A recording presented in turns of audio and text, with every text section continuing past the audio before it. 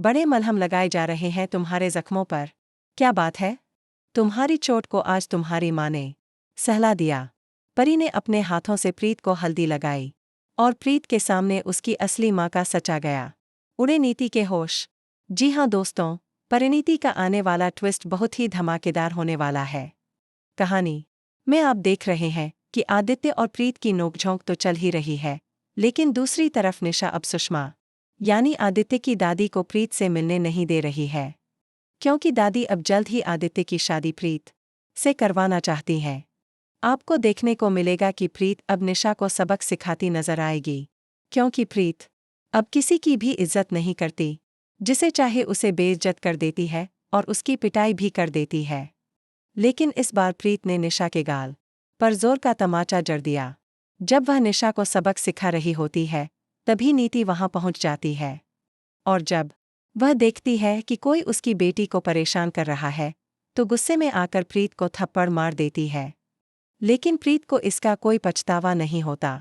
वह कहती है, अब समझ में आया कि निशा ऐसी क्यों है, क्योंकि आप ऐसी हैं, आपकी परवरिश ऐसी है। नीति पहले ही परी से मिल चुकी होती है, और जब वह प्रीत से मिलती है तो समझ जाती है कि परी और उसकी बेटी प्रीत दोनों जिंदा हैं। यानी जो काम उसने सालों पहले अधूरा छोड़ा था, उसे अब दोबारा पूरा करना होगा, यानी परी और प्रीत दोनों को रास्ते से हटाना होगा। वहीं अब दादी प्रीत का हाथ आदित्य के हाथ में देने वाली है, और फिर हल्दी की रस्म होने वाली है। हल्दी के इस फंक्शन में आप देखेंगे कि परी अपनी बेटी प्रीत को हल्दी लगाती नजर आएगी। दरअसल परी की याददाश्त लौट आएगी, लेकिन वह नाटक करेगी कि उसे कुछ याद नहीं, ताकि नीति को शक न हो और वह प्रीत को नुकसान न पहुंचाए।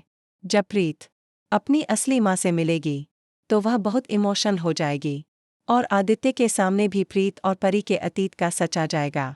उसे समझ आएगा कि नीति बिल्कुल भी अच्छी नहीं है, यानी नीति और निशा दोनों ही घटिया हैं।